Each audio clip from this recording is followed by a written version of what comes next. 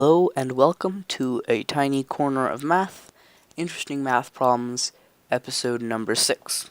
Today we'll be tackling this problem here, and it says find x times y individually in both these equations. Find x and then y individually, and then find x times y. Okay, so I'm going to pause here and let you pause the video and give it a go yourself. Okay, so if you figured it out, good job.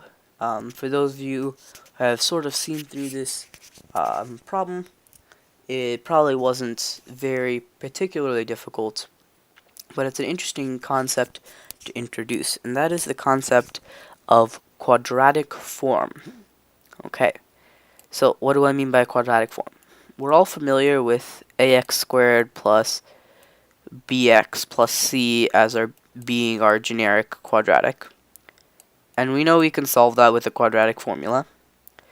But a lesser known fact is that these exponents, 2, 1, and 0, don't actually have to be that way.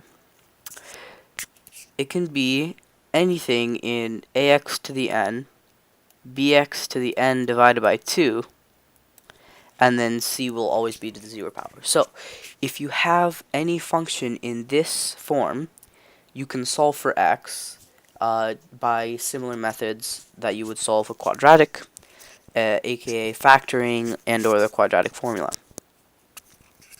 Okay, so jumping into this problem, you'll probably first off notice that this exponent isn't exactly n and n halves, but quickly you can see, well, n is just 2 squared, so, or 4 is just 2 squared, so you have 2 to the 2x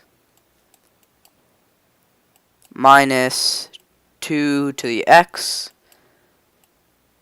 minus 2, and now you can see this quadratic form start to appear. So you would factor it like you would a quadratic. So you'd have 2 to the x plus 1, right? Because we noticed that negative 2 plus 1 is equal to negative 1. So you have 2 to the x plus 1 times 2 to the x minus 2. So right away, we're going to notice an extraneous solution. 2 to the x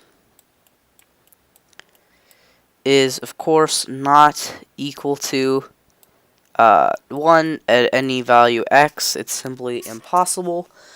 You can try graphing it yourself to see why, but the main idea is that even if x is negative, you're still just going to get a fraction, not a negative number. So we'll use the other one, which is 2 to the x minus 2 is equal to 0. Or in other words, x is equal to 1. So you can just write that up here. And we're done with the x part. We'll plug it back into the original equation just to double check, as you never know. But the problem wouldn't exactly be possible without it. So let's see, 4 minus 2 minus 2, yep, that is 0. So now moving on to the second one. We can do the same transformation, 2 to the 2y minus 2 to the y plus 1 plus 1. And then you might notice a little hitch here. We can't actually solve because if we set 2y equal to n, n over 2 would just be y, and we have y plus 1 here. So it seems as though we're stuck, but we're actually not. We can change this into 2 to the 2y minus 2 to the y, and then I'm sure, as you can all guess, let's say you have x to the second power times x to the first, right? You could all say that that's equal to x cubed, or 2 plus 1.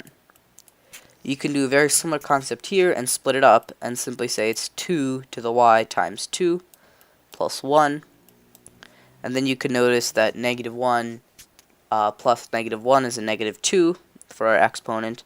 So we have the factorization 2 to the y, 2 to the y minus 1 squared is equal to 0.